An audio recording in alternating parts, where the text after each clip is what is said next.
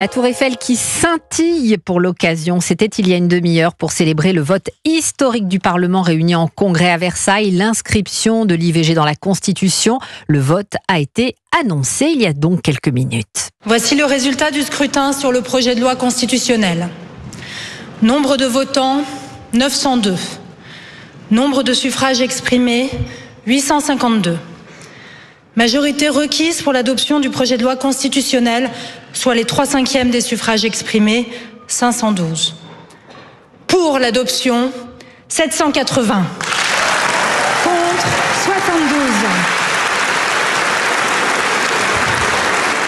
Voilà donc l'annonce de ce vote, cette inscription de l'IVG dans la Constitution. Jacques Serret, vous êtes en direct de Versailles. Vous avez suivi les débats du Congrès cet après-midi. Alors vous nous racontez comment s'est déroulée cette journée que tout le monde qualifie d'historique. Lorsqu'elle traverse la galerie des bustes entourée des gardes républicains, Yaël Braun-Pivet a le visage grave.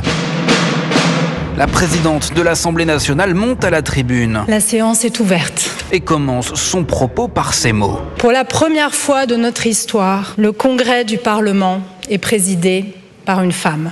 Des applaudissements avant le discours de Gabriel Attal, venu à Versailles accompagné de Jean Veil, fils de Simone Veil.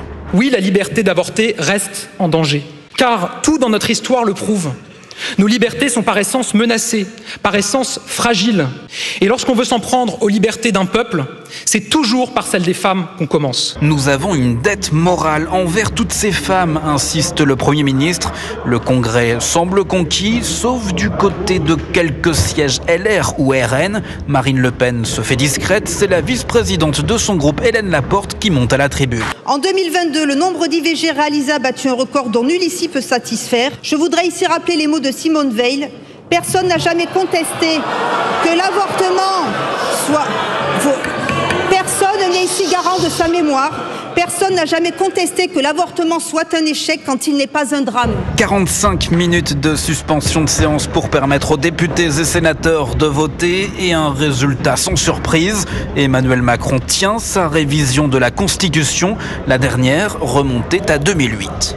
Et justement, Jacques Serret, Emmanuel Macron à l'instant salue une fierté française et un message universel.